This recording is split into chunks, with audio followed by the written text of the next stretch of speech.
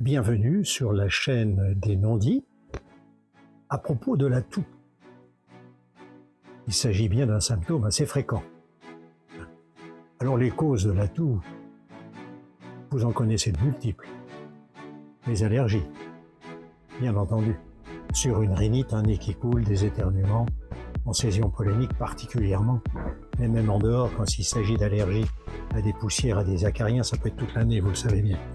Ça peut être une infection virale qui va contaminer les voies respiratoires supérieures et le larynx éventuellement, les bronches. Ça peut être des bactéries. Vous en connaissez une, par exemple la tuberculose, c'est pas la plus fréquente. Enfin, il y a d'autres bactéries, bien entendu. L'hémophilus influenzae, les staphylocoques, les streptocoques, vous connaissez bien ces choses-là, vous en avez entendu parler.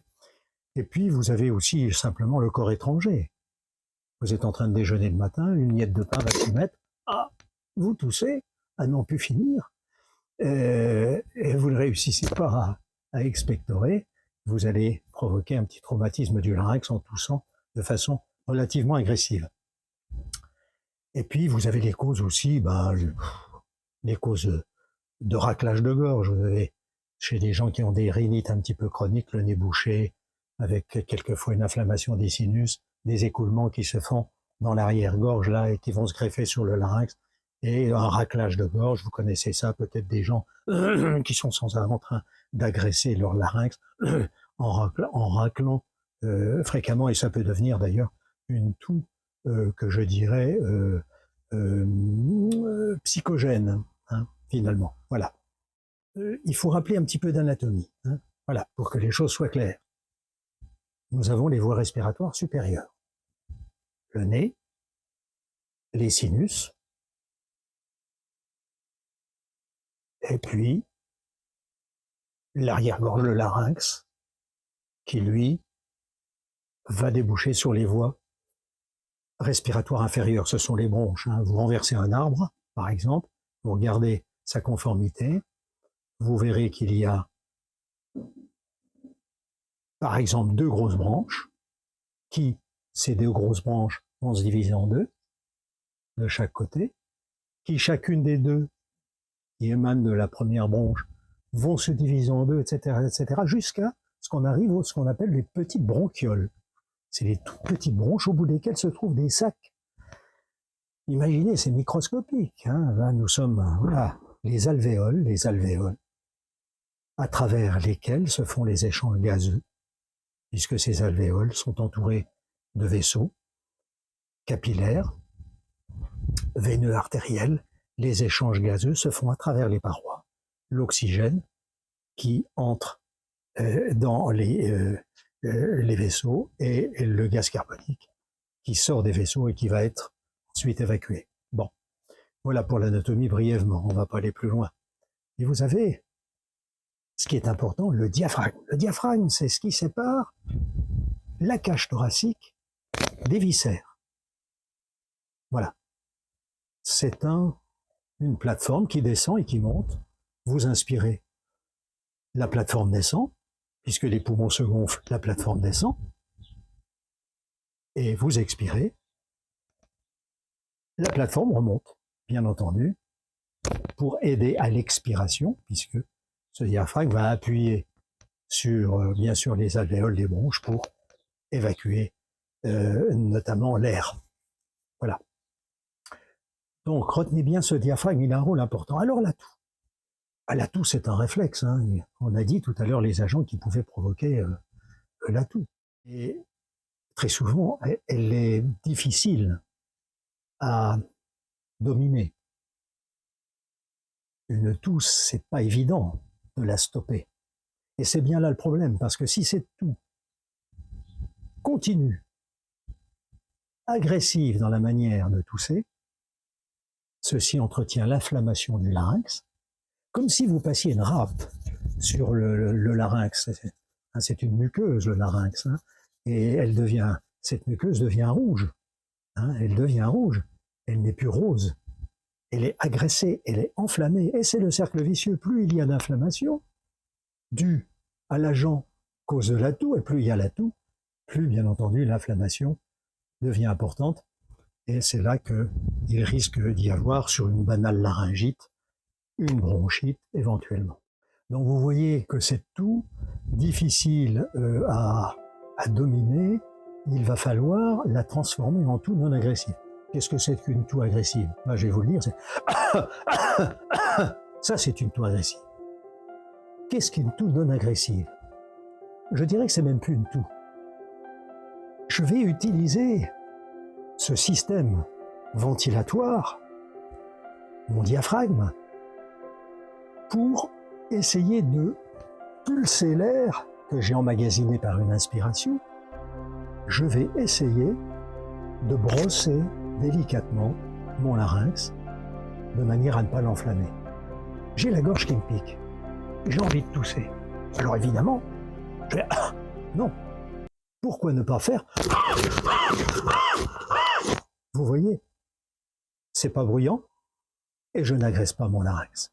Alors évidemment, la première toux, ça va être la toux, mais tout de suite après, vous vous reprenez, et puis voilà. Oui, alors, vous verrez très souvent votre médecin vous poser la question, est-ce que vous avez une toux rauque, une toux sèche, une toux grasse? Peu importe. Le type de règlement que je vous ai donné de cette toux reste le même. Mais attention, quand il s'agit d'un nourrisson qui a une toux rauque, avec des difficultés respiratoires, avec ce qu'on appelle un tirage, et vous voyez les côtes qui se dépriment, l'enfant a du mal à respirer, et c'est une laryngite qu'on appelle catarrhale.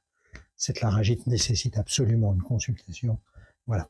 En attendant, on dit toujours de provoquer une certaine vapeur d'eau autour du nourrisson pour, en somme, réhydrater et calmer un petit peu la sécheresse du larynx chez l'enfant. Donc bien distinguer ça. Moi, je m'adresse surtout là aux adultes et voire aux enfants de plus de 7 ans. Effectivement, lorsque j'ai des enfants dans le cabinet, que je leur explique comment tousser, ils me regardent avec un certain sourire et se tournent vers leurs parents. Mais qu'est-ce que c'est que ce docteur? Qu'est-ce qu'il nous raconte? Alors je leur explique, je leur dis, est-ce que vous avez observé dans la rue les chiens, comment ils respirent les chiens? Les chiens, ils tirent la langue. Mais ils font... Je leur dis, ben quand la gorge te pique, au lieu de faire... tu fais... Voilà, tu calmes ta toux. Et ils le comprennent très très bien. Voilà. Souvent d'ailleurs, les adultes reprennent, quand ils ont compris et qu'ils sont capables de le faire eux-mêmes, reprennent les explications à la maison. Voilà. Mais ça amuse toujours tout le monde, ce genre de choses. Il est possible d'ailleurs que ça vous fasse sourire. Vous savez, c'est pas écrit dans les livres ce que je dis. Encore que, vous verrez que nous, médecins, nous prescrivons de la kinésithérapie chez les gens qui ont une bronchopneumopathie obstructive chronique, notamment chez les fumeurs, qui sont encombrés, à l'occasion notamment d'une infection, pour justement apprendre à expectorer. Et on utilise, le kiné utilise, et on enseigne cette histoire de souffle. Le malade va expirer et recracher ces crachats qui sont de couleur quelquefois vert, jaune. Voilà, hein, pour se désencombrer. Du reste, il le fait quelquefois en faisant pencher le malade en avant et en faisant ce qu'on appelle le clapping, c'est-à-dire il va taper du bas des champs pulmonaires vers le haut, de manière, par les vibrations, à provoquer l'expectoration. Mais là, c'est un autre problème, la bronchite. Mais enfin, sur une laryngite peut se greffer une bronchite aiguë, qui se règle en général sous une dizaine de jours, ou une bronchite chronique. Voilà. Alors, je voudrais insister sur une autre chose importante si on veut diminuer la toux, c'est de faire un nettoyage des voies aériennes supérieures. Le nez, bien comme il faut, si l'irrigation est bien faite, ceci va éviter l'inflammation des sinus frontaux, ethmoïdaux et maxillaires, il y en a 6, 3 de chaque côté, va aussi empêcher l'œdème, l'inflammation des conjonctions. Donc par contiguïté, toutes ces zones-là ont tendance à s'infecter puisqu'elles sont couvertes du même genre de muqueuse. Donc il va falloir bien dégager le nez avec du sérum physiologique. C'est des petites ampoules de 2 centilitres, ça existe sous d'autres formes commerciales. mais les simples ampoules que vous achetez à 9 grammes pour 1000, c'est-à-dire qu'il y a 9 grammes de sel pour 1 litre d'eau, vous prenez cette petite ampoule de 2 millilitres, vous appuyez sur une narine, et le long de la narine, en appuyant, vous allez faire couler le long de la cloison le sérum physiologique en le respirant. C'est pas facile, parce que quelquefois ça peut provoquer une fausse route. Parce qu'il faut essayer de garder le liquide dans l'arrière-gorge. Une fois que vous avez vidé l'ampoule, à ce moment-là, vous raclez la gorge vers le haut et vous crachez pour désencombrer à la base, là, au niveau de la partie inférieure de ce qui représente les voies aériennes supérieures. Voilà. Très bien.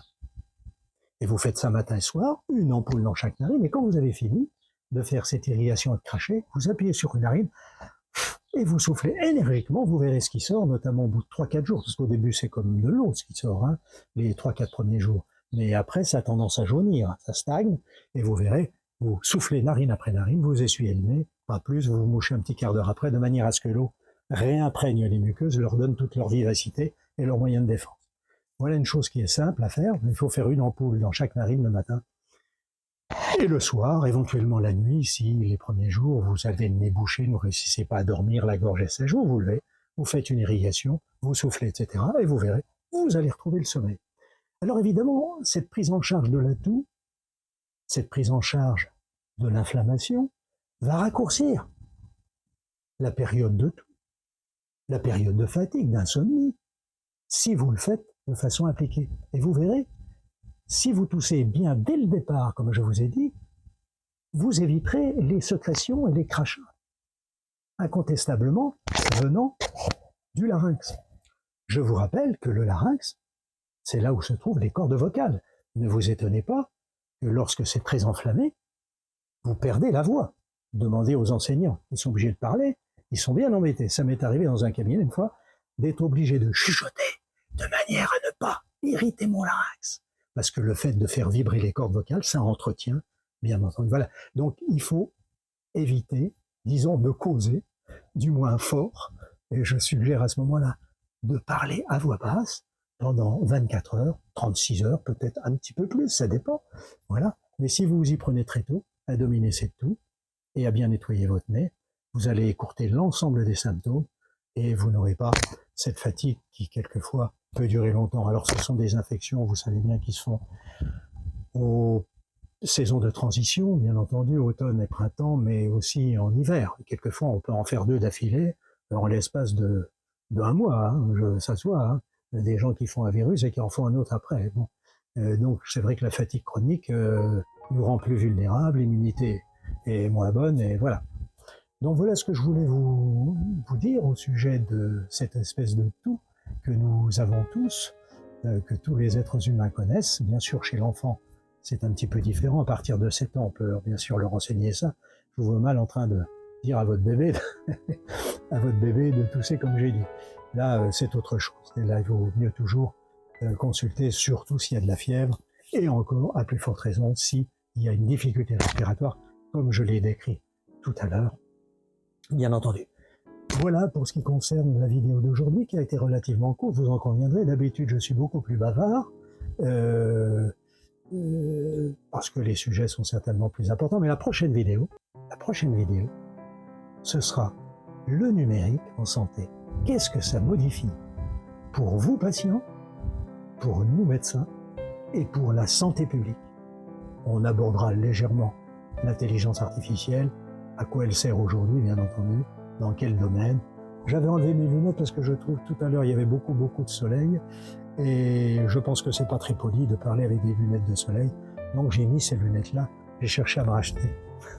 Voilà, en tout cas, je souhaite de vous revoir à très bientôt et merci de votre participation silencieuse.